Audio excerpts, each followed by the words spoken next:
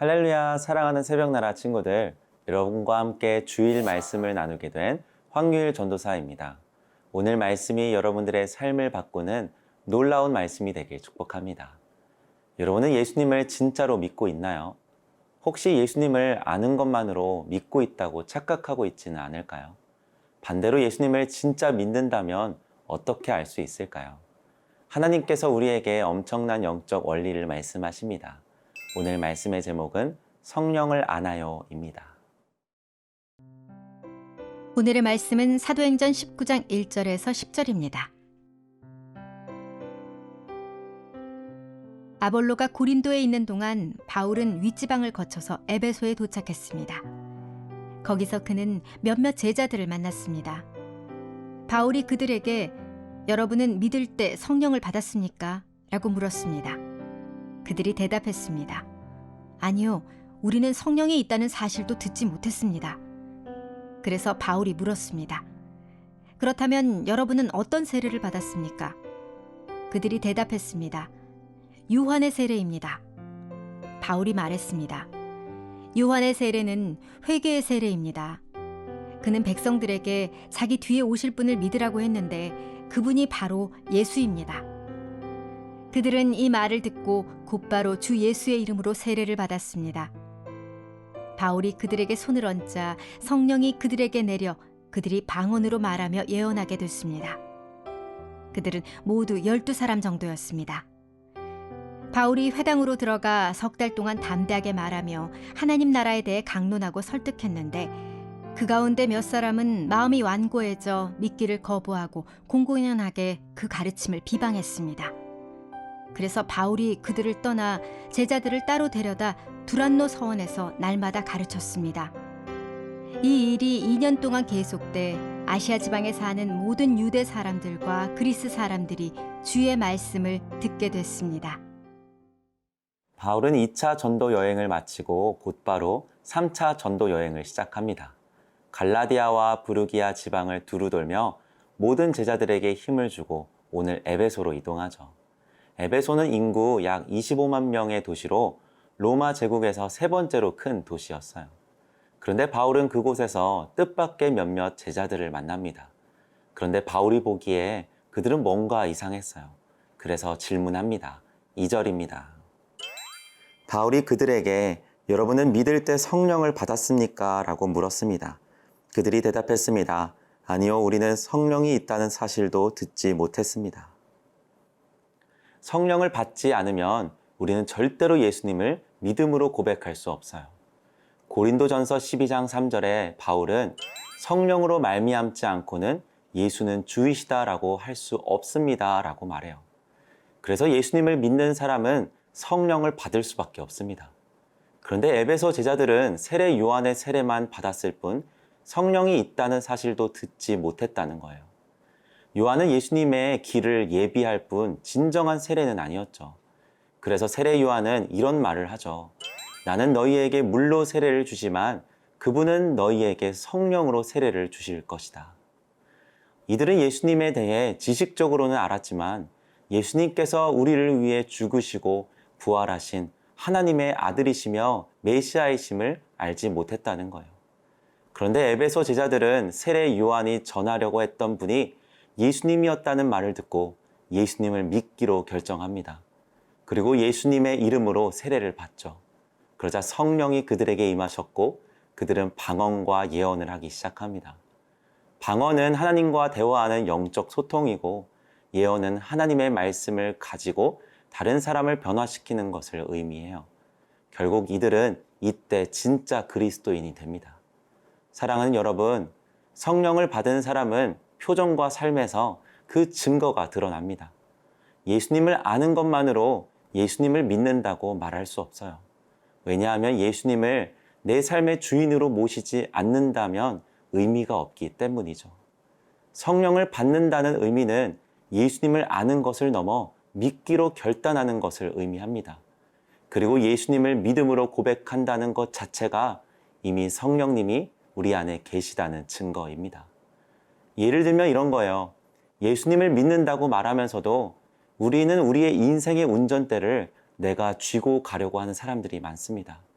예수님을 트렁크에 넣어두고 필요할 때만 찾는 사람, 뒷자리에 모셔두기만 하고 그냥 두기만 하는 사람, 옆자리에 앉히고 내가 필요한 것만 물어보는 사람. 그런데 예수님을 진짜 믿는 성령 받은 사람은 이런 사람이 아니에요. 운전대를 예수님께 내어드리는 사람입니다. 그날의 그리스도인이라고 제자라고 말했던 사람들은 여전히 자신의 뜻과 자신의 마음대로 사는 사람들이었어요. 그래서 바울은 성령을 받았냐고 물어봅니다. 사랑하는 새벽나라 친구들, 여러분은 진짜 그리스도인입니까? 여러분은 성령을 받으셨습니까? 예수님을 내 삶의 주인으로 모시기 시작하세요. 여러분께서 가지고 있던 그 삶의 운전대를 우리 하나님께 맡겨드리기 시작하세요. 그러면 변화는 일어납니다. 이 아침에 큐티로 하루를 시작하는 여러분들은 이미 성령을 받은 사람인 줄로 믿습니다.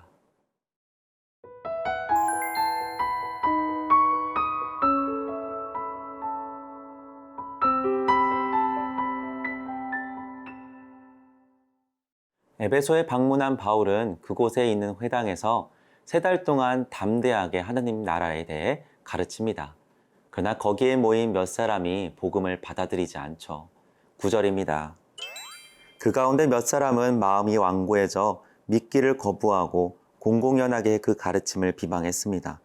그래서 바울이 그들을 떠나 제자들을 따로 데려다 두란노 서원에서 날마다 가르쳤습니다. 성령의 능력으로 복음을 전하는데 당연히 능력이 나타나야 하는 게 아닌가요? 그런데 이상하게 마음이 완고해져서 믿기를 거부하고 바울의 가르침을 욕하는 자들이 생깁니다. 결국 바울은 그곳을 떠나야만 했어요. 그런데 바울은 마음이 약해지지 않고 복음을 따르는 에베소 그리스도인들을 따로 데려다가 두란노 서원에서 날마다 가르치기 시작합니다. 10절에 보니까 무려 2년 동안이나 하루도 쉬지 않고 복음을 가르쳐요. 그러자 어떻게 되었을까요? 10절 하반절입니다. 아시아 지방에 사는 모든 유대 사람들과 그리스 사람들이 주의 말씀을 듣게 됐습니다. 역설적이게도 바울을 방해하는 자들 때문에 두란노 서원에서 집중적으로 2년 동안 말씀으로 제자들을 양육할 수 있었고, 이들을 통해 복음이 에베소를 넘어 오늘날 터키 대륙의 서부 지역인 아시아 전 지역까지 퍼져가게 됩니다. 자신을 비난했던 유대 사람, 그리스 사람 모두 주의 말씀을 듣기 시작했다는 거예요. 사랑하는 여러분, 세상은 우리가 믿는 예수님을 비난합니다. 우리가 가진 신앙을 욕해요. 그래서 우리의 믿음과 신앙이 흔들릴 때가 있죠. 성령으로 충만하면 하는 일이 다 잘 돼야 할 것 같은데 그러지 않는 거죠. 수련회에 갔다 와 성령 충만해져서 믿지 않는 친구들에게 복음을 전하면 다 변화될 줄 알았는데 그러지 않는다는 거죠. 이런 모습을 볼 때 우리의 신앙은 무너집니다. 그런데 오늘 바울처럼 우리를 뒤흔드는 세상의 문제 앞에, 세상의 소리 앞에 우리는 담대히 나아가야 한다는 거예요. 왜냐하면 우리의 방법을 뛰어넘어 일하시는 순간이 오시기 때문입니다. 바울이 2년 동안 복음을 제자들에게 가르쳤던 시간은 낭비의 시간이 아니었어요. 에베소를 넘어 더 많은 지역에 복음을 전하기 원하시는 하나님의 준비하는 시간이었습니다. 바울처럼 성령 충만하여 복음 외에는 자랑할 것이 없다고 고백하는 사람의 인생을 통해 하나님은 놀라운 역사를 쓰십니다. 사랑하는 새벽나라 친구들, 우리의 삶에도 낭비의 시간처럼 느껴지는 시간이 있습니다. 이제 성령 충만하여 뭔가 할 수 있을 것 같은데 좌절할 때가 있죠. 세상이 우리가 믿는 신앙을 무너뜨리려고 할 때가 있어요. 그러나 포기하지 마세요. 바울처럼 담대히 앞으로 나아가세요. 그 시간에 오히려 말씀을 더 깊이 배우고 알아가는 시간으로 만드세요. 그 시간을 통해 오히려 하나님은 우리를 만들어 가시고 준비시키십니다. 복음은 우리의 삶을 변화시키고 우리 주변을 변화시킬 것입니다. 여러분 혹시 이 찬양 아세요?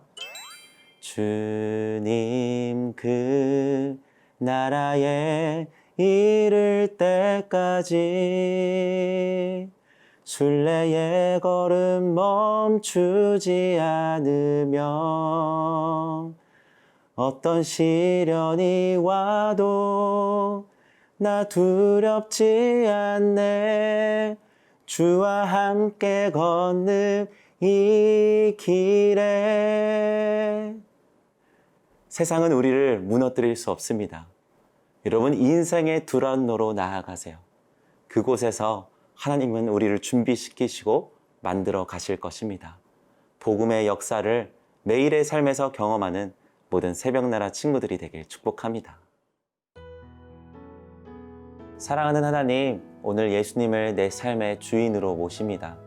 어떤 상황 속에서도 그리스도인으로 사는 삶을 포기하지 않게 해주세요. 우리의 길과 진리 생명 되시는 예수님의 이름으로 기도드립니다. 아멘.